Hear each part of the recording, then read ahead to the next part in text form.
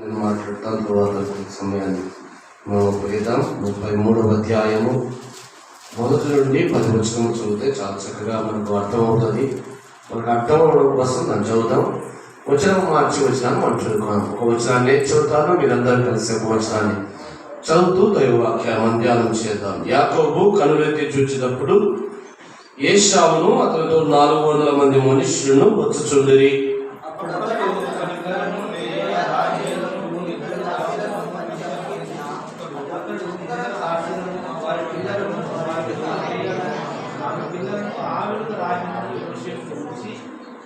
తాను వారి ముందర వెలుచు తన సహోదరుని సమీపించే వరకు 7 మార్లు నేలను సాగిలపడను. అప్పుడు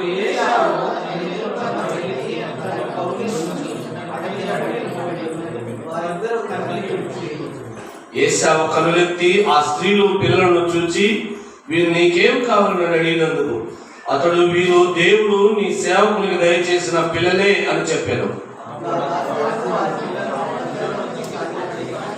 లేయాయు ఆమె పిల్లలను దగ్గరకు వచ్చి సాగిలపడింది. ఆ తరువాత యోసేపును రాగిరును దగ్గరికి వచ్చి సాగిలపడింది.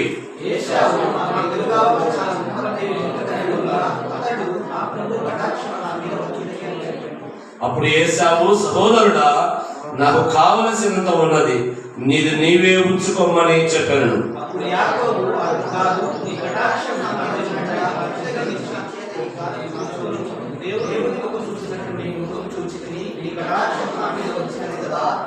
ప్రార్థన చేస్తాం. మహాపురుషుడా, దైవ తండ్రి, నీ స్తోత్రం నాయన. చదవబడిన వాక్య భాగాన్ని బట్టి మనం స్తుతిస్తా ఉన్నాం. చదవబడిన వాక్య భాగం ద్వారా నాతో మాతో మాట్లాడండి. వాక్యం మీది, మీరు వాక్యమై ఉన్న దేవుడు కనుక మీ దైవ పాదాల చెంతకు వచ్చాము. మీ దాసుని నోటిని కేవలం బోరుగా వాడుకొని మీరే నాతో మాతో మాట్లాడమని బోధకులకు బోధకుడును వాక్యమై ఉండే సుప్రభాడు శ్రేష్ఠ నామమున ప్రార్థించి బోధించుకొనుచున్నాము తండ్రి. అయ్యా, ఇస్సాకునకు ఎంతమంది కొడుకులు? 2. ఎవరు? ఏశావు, యాకోబు. ఆ 2 అన్నదమ్ముల చరిత్ర ఇప్పుడు మనం చదువుకున్నామా? బాగా జాగ్రత్తగా గమనించండి. ఇస్సాకునకు కుమారుడైన ఏశావు, యాకోబులను గురించి మనం చదువుకున్నాం. మనం చదువుకున్నటువంటి వాక్య భాగానికి రావాలంటే చాలా చరిత్ర చెప్పుకుంటూ రావాలి. అదంతా చెప్తే సమయం చాలు. అమ్మా, ఏశావు, యాకోబులు. ఏశావు తన తండ్రికి ఇష్టడుగా ఉన్నాడు, యాకోబు తల్లికి ఇష్టడుగా ఉన్నాడు. అయ్యా, యాకోబు ఏం చేశాడు? ఏశావును మోసగించి జ్యేష్ఠ భాగాన్ని కొట్టివేశాడు. అంత మాత్రమే కాక తన తండ్రి యొక్క ఆశీర్వాదాన్ని సైతము మోసయుక్తంగా సంపాదించుకున్నవాడు యాకోబు. అవి బాగా గమనించండి. ఇలా సంపాదించుకొని తన అన్నను మోసగించి జ్యేష్ఠ భాగాన్ని మూటగట్టుకొని తన తండ్రి ద్వారా పొందవలసిన దీవెన ఆశీర్వాదములను మూటగట్టుకొని తన అన్న ఇన్ని మోసకార్యాలు చేసిన తన అన్న నన్ను ఎక్కడ చంపుతాడు అని ఏశావు యాకోబుల తల్లి అయిన రిబ్కా మామయ్య అంటే వాళ్ళ అన్నయ్య లాబాను యొద్దకు పంపిస్తుంది. ఎవరిని? యాకోబు. యాకోబు అక్కడ బహుకాలం ఉన్న తర్వాత పిల్లలు, గొర్రెలు, గొడ్లు ఎన్నో కలిగిన వాడై తిరిగి తన మామ యొక్క సెలవు పుచ్చుకొని తన తండ్రి ఇంటికి బయలుదేరినాడు. ఎక్కడికి బయలుదేరినాడు? ఇప్పుడు మనం కూడా చాలా మంది పెద్దవాళ్ళు, ఇప్పుడు ఆ పరిస్థితి ఇప్పుడుందో లేదో తెలియదు కానీ చాలా మంది పెద్దవాళ్ళు ఉద్యోగ రీత్యా కానీ బ్రతుకు తెలుగు రీత్యా కానీ వేరే ఇతర ప్రాంతాలకు వెళ్ళిపోయినప్పుడు వాళ్ళు చనిపోయే ముందుగా ఇలా కోరుకుంటారు. ఏమని కోరుకుంటారంటే, ఒరే నేను చనిపోతే, కొడుకులు కానీ బిడ్డలు కానీ నాకు చెప్పేవారు పెద్దవారు, ఒరే నేను చనిపోతే నన్ను మా సొంత గ్రామానికి తీసుకొని వెళ్ళి స్థాపన చేయండి, ఇలా కోరుకునేటువంటి వారు. అలాగే యాకోబు కూడా ఏమనుకున్నాడు? బహుకాలము తమ మామయ్యతో ఉన్న తరువాత ఇప్పుడు ఎక్కడికి వెళ్ళాలంటున్నాడు?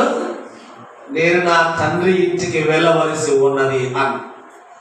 నీ ఇష్టం నాయన, సరే నువ్వు అక్కడ వాడివే, ఎంతకాలం ఉన్నా అక్కడ వాడివే కాబట్టి నువ్వు వెళ్ళొచ్చు అని సెలవు ఇచ్చాడు. యాకోబు బయలుదేరాడు. అమ్మా, యాకోబుకి ఎంతమంది భార్యలు?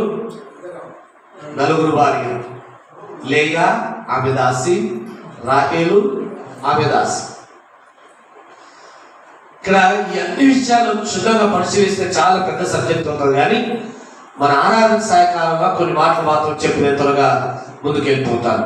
గమనించండి, లేయా రాహేలు, లేయా దాసి, రాహేలు దాసి, ఈ 4 ఆయన భార్య.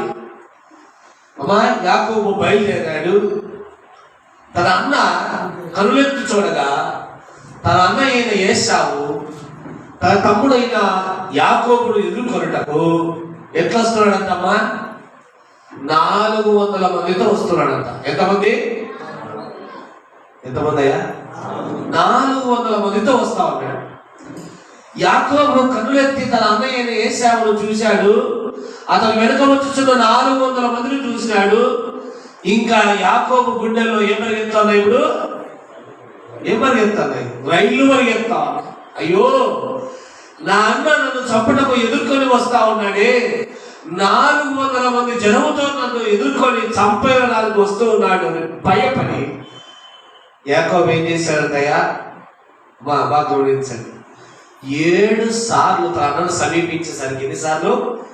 7 సార్లు నేలను సాష్టాంగ నమస్కారం చేసినాడు. ఎన్నిసార్లు? 7 సార్లు. అంత మాత్రమే కాకుండా అయ్యా బాగా గమనించండి, తన ఆస్తిలో శ్రేష్టమైన కొన్నిటిని తీసి గొర్రెల్లో కొన్ని, గొడ్లలో కొన్ని, ఎద్దులలో కొన్ని, ఇలాగూ ఒంటెలలో కొన్ని, గాడిదలలో కొన్ని, తన యావదాస్తులో కొన్ని శ్రేష్టమైన వాటిని తీసి ముందర గుంపులుగా పెట్టి పంపించాడు. ఎందుకంటే తన అన్నయ్య అయిన ఏశావుకు కానుకగా పెట్టాడంత ముందర. ఏం పెట్టాడమ్మా? గొర్రెలు, గొడ్లు, ఎద్దులు, గాడిదలు, ఒంటెలు, తన కలిగిన సమస్తంలో నుండి కొన్నిటిని ఏర్పరిచి తన అన్నకు కానుకగా పెట్టాడు. అన్నను సమీపించేసరికి ఎన్నిసార్లు సాష్టాంగ పడ్డాడు? 7 సార్లు. అన్నను సంతోష పెట్టడానికి ఏం పంపుతా ఉన్నాడు? ఇప్పుడు కానుకలను పంపుతా ఉన్నాడు. ఇంకా కూడా చెప్పాలంటే యాకోబు ఏశావును సమీపించిన తర్వాత కూడా ఒక మాట అంటాడయ్యా. ఏమంటాడంటే, నీ సేవకుని పిల్లలు అంటారు. ఏమంటాడు? ఎవరయ్యా ఆ స్త్రీలు, ఆ పిల్లలు ఎవరంటే వారు నా భార్యలు అన్నాడు. ఏమంటాడు? నీ సేవకుని పిల్లలు, నీ సేవకుని భార్య పిల్లలు వాళ్ళు. ఎంత తగ్గించుకుంటాడు చూడండి. తన అన్నయ్యంత ఇంతగా తగ్గించుకుంటాం. ఇంకా తన అన్నను సమీపించి మెడ మీద ముద్దు పెట్టుకొని అంత అయిపోయిన తర్వాత ఆ గుంపేంటి, ఆ ముద్దుల గుంపేంటి అంటే యాకోబు అన్నాడు, అవి నీ సేవకుడు నా యజమానికి ఇచ్చేటువంటి కానుక అంటాడు. నీ సేవకుడు నా యజమానికి ఇచ్చేటువంటి కానుక అంటాడు. నాకెందుకు నాయన, నాకు దండిగా ఉంది, దేవుడు తను బహుగా దీవించాడు నన్ను, నాకెందుకు అవన్నీ అంటాడు ఏశావు. లేదు, నా ప్రభు కటాక్షం నా మీలో ఉండే నాకు తీసుకోవాలంటే. ఎవరు కటాక్షం అంట? ప్రభు కటాక్షం. ఎవరు ప్రభు? ఇప్పుడు ఏశావు ప్రభు అయిపోయినాడు యాకోబుకి. మా గమనిస్తున్నారా? ఎందుకు? చిన్నతనంలో మోసగించాడు. అయ్యా, తనకు కావాల్సిన జ్యేష్ఠ భాగాన్ని ఒక మంచి వంటకముతో ఆకలిలో ఉన్నప్పుడు ఆ జ్యేష్ఠ భాగాన్ని కొట్టేశాడు.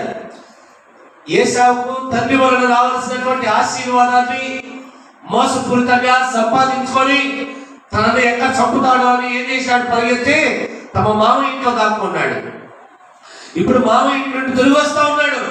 తన ఇంటికి తిరిగి వస్తా ఉంటే, నేను చేసిన తప్పిదములను బట్టి, నేను చేసినటువంటి దుష్కార్యములను బట్టి, నేను చేసిన మోసాన్ని బట్టి నా అన్న నన్ను ఎక్కడ చంపుతాడో అని తన అన్న ఎదురుగా 7 మార్లు సాష్టాంగ నమస్కారం చేశాడు.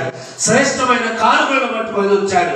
అంతే మాత్రమే కాదు, మానవుని పట్టుకొని ఏమంటున్నాడు? నా యజమానుడు, నా ప్రభువు. ఎంతగా తనకు తాను తగ్గించుకుంటున్నాడు సార్. అంత మాత్రమే కాదు, లాస్ట్ ఒక మాట అంటాడు, దేవుని ముఖము చూసినట్టుగా నీ ముఖం చూసినా అంటాడు. ఎవరి ముఖం చూసినట్టుగా? ఇది చాలా శ్రేష్టమైన మాట. అంటే అన్నలో ఏం చూశాడు ఆయన? అన్నలో దేవుడు చూశాడు. దేవుడు ఎట్లా కనబడ్డాడు? అన్న తన దోషములన్నిటిని క్షమించి, అయ్యా తాను తన అన్న ఎడల జరిగించిన పాపమంతటిని క్షమించి, అమ్మ బాగా గమనించండి, అయ్యా తన అన్న ఎడల తాను చేసిన మోసపూరితమైన ప్రతి కార్యాన్ని క్షమించి తన సహోదరుని మెడ మీద పడి ముద్దు పెట్టుకొని నా సహోదరుడా అని పిలిచాడు ఏశావు. ఏమన్నాడు? ఏశావు నా సహోదరుడా అంటే యాకోబు ఏమంటాడు? నా యజమానుడా, నా ప్రభువు నువ్వు, నీ సేవకుని నేను అంటాడు. అయ్యా బాగా గమనిస్తున్నారా? తన అన్నయ్య అయిన ఏశావు తన దోషములన్నిటినీ, తన అతిక్రమములన్నిటినీ, తన మోసకార్యములన్నిటినీ క్షమించి తన మెడ మీద పెట్టుకుని ముద్దు పెట్టుకొని నా సహోదరుడా అని పిలిచి తన సహోదరుని కౌగిలించుకొని తన దరిని చేర్చుకొని హక్కును చేర్చుకొని తన తమ్ముడైన యాకోబు ఎడల అంత ప్రేమ చూపాడు. కాబట్టి ఏశావు ముఖములో యాకోబు ఏం చూశాడంట? దేవుని ముఖము చూసినట్టుగా చూసి. దేవుడు అంటే ఎవరయ్యా? ఎఫెసీయులకు రాసిన పౌలు అంటాడు, దేవుడు ప్రేమ స్వరూపి అయి ఉన్నాడు. ఏమై ఉన్నాడు? దేవుడు ప్రేమ స్వరూపి అయి ఉన్నాడు. అంత మాత్రమే కాదు, యోహాను సువార్త 3:16 అంటాడు, దేవుడు లోకమును ఎంతో ప్రేమించను.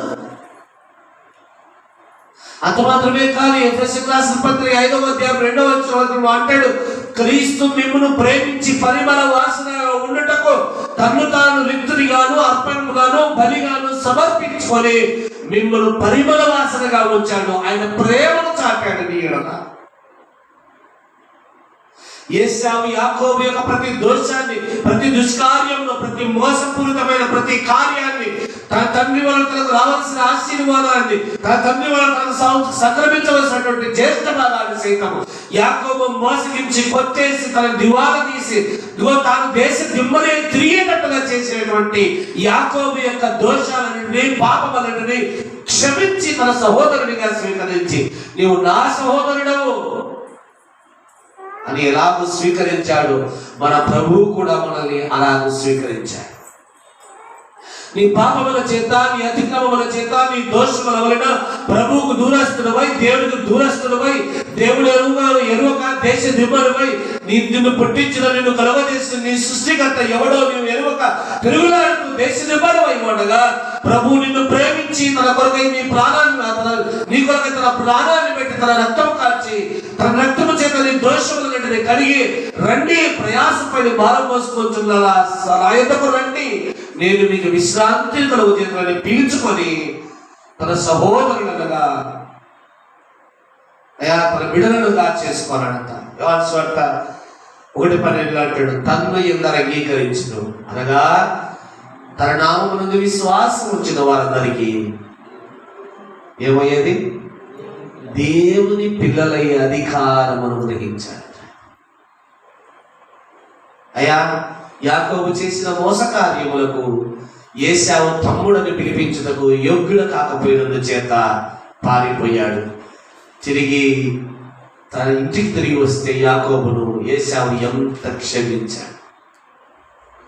నీ ప్రభు కూడా నీవెవరో, నీ దేవుడెవరో, నిన్ను కలుగజేసిన సృష్టికర్త ఎవడు ఎరువక తిరుగులాడుతున్నప్పటికీ నీ కొరకు నీవు ఆయన ఎవరో ఎరువకపోయినప్పటికీ, ఆయన ఎక్కడి వాడో ఎలాంటి వాడో నీవు కనుగొనలేకపోయినా, నీవు ఎరువకపోయినప్పటికీ ప్రభు నీ కొరకు తన రక్తాన్ని కార్చి తన ప్రాణాన్ని పెట్టి నిన్ను విమోచించి తన బిడ్డగా చేసుకున్నాడు. మా యాకోబు అన్న కొరకు కానుకలు పెడితే ఏమన్నాడు? నాకెందుకు నైనా నీ కానుకలన్నీ, నాకు కావలసినంత ఉంది అని. అమ్మా, నీవు అర్పించే కానుకను బట్టి ప్రభు నీ ఎడల కృప చూపలేదు అయ్యా. నువ్వు దేవుని యొక్క ఈ సాష్టాంగ పడటం వలన ఆయన నీ ఎడల కృప చూపలేదు. తాను నిన్ను ప్రేమిస్తున్నాడు కనుక అయ్యా, ఆయన దయా దాక్షిణ్యము నీ ఎడల ఉంది కనుక, ఆయన నిన్ను ఎంతగానో ప్రేమిస్తున్నాడు కనుక ఆయన నీ కొరకు తన ప్రాణాన్ని ఇచ్చాడు, నీ కొరకు తన శివులో బలి అయ్యాడు. తన రక్తం చేత నా దోషములన్నిటిని క్షమించి తిరిగి తన బిడలుగా తన సొత్తైన ప్రజలుగా హక్కున చేర్చుకున్నాడు. ఇంత గొప్ప రక్షణ మనము నిర్లక్ష్యము చేయక ఆ ప్రభు వలన పొందిన ఈ గొప్ప రక్షణ భాగ్యాన్ని తలపోసుకుంటూ ప్రభు సన్నిధిలో మనం ముందుకు సాగిపోదు. దేవుడి కొద్ది మాటలు మన నిమిత్తమై ఆశీర్వదించుగాక.